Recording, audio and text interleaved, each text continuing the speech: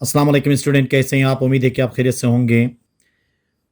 उर्दू ज़बान में हम अक्सर ऐसे जुमले इस्तेमाल करते हैं जैसे कि वो पानी पीने के लिए तरस रहा है, असलम इस कॉलेज में दाखिला लेने के लिए तरस रहा है, वो बिरयानी खाने के लिए तरस रहा है था, बच्चे आइसक्रीम के लिए तरस रहे हैं। तो ऐसे जुमले हम रोज़मर्रा ज़िंदगी में बहुत ज़्यादा इस्तेमाल करते हैं उर्दू में, जिसमें ये तरस रहा है का टर्म हम ज़्यादा इस्तेमाल कर रहे होते हैं। ऐसे जुमले जब हम इंग्लिश में ट्रांसलेट कर रहे होते हैं तो वो कौन सा स्ट्रक्चर हम इस्तेमाल करेंगे, वो आज के इस लेक्चर में तफसीलन डिस्कस कर लेते हैं। तो आइए लेक्चर शुरू कर लेते हैं।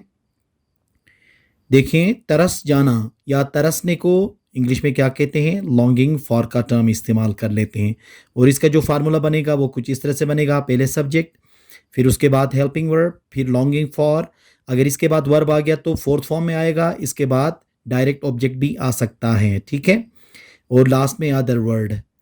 जैसे कि मिसाल के तौर पे देखें, वो पानी पीने के लिए तरस रहा है, वो पानी पीने के लिए तरस रहा है, तो इसका क्या होगा? He is longing for drinking water. He is longing for drinking water. यहाँ पे देखें वर्ब लगा है ड्रिंक, तो उसका फोर्थ फॉर्म यहाँ पे इस्तेमाल होगा। अब यहाँ पे वर्ब के बगैर ऑब्जेक्ट भी लग सकता है। जैसे कि देखें, वो पानी के लिए तरस रहा है, वो पानी के लिए तरस रहा है।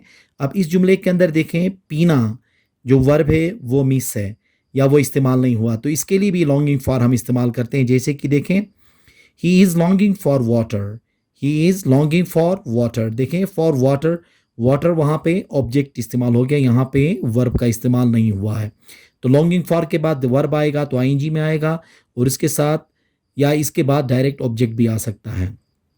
इसी तरह देखें, असलम इस कॉलेज में दाखिला लेने को तरस रहा है। असलम इस कॉलेज में दाखिला लेने को तरस रहा है। Aslam is longing for taking admission in this college. Aslam is longing for taking admission in this college. वो बिरयानी खाने के लिए तरस रहा था। वो बिरयानी खाने के लिए तरस रहा था। अब ये पास्ट का है टेंस, ठीक है। देखें, लास्ट में था आ गया, पहले वाला प्रेजेंट का था, ये पास्ट में चला गया, तो हेल्पिंग वर्ब इसमें चेंज हो जाएगा। जैसे कि he was longing for eating biryani. He was longing for eating biryani.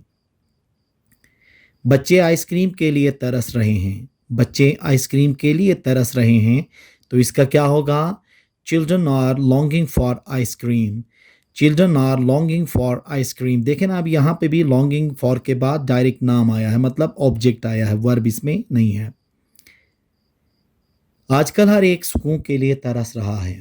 आजकल हर एक सुकून के लिए तरस रहा है। Nowadays, everyone is longing for peace. Nowadays, everyone is longing for peace. तो ऐसे जुमले जब इंग्लिश में बोलेंगे तो हम क्या इस्तेमाल करेंगे? लॉन्गिंग फॉर का इस्तेमाल करेंगे। तरसने को क्या कहते हैं? Longing for. ये क्या होगा?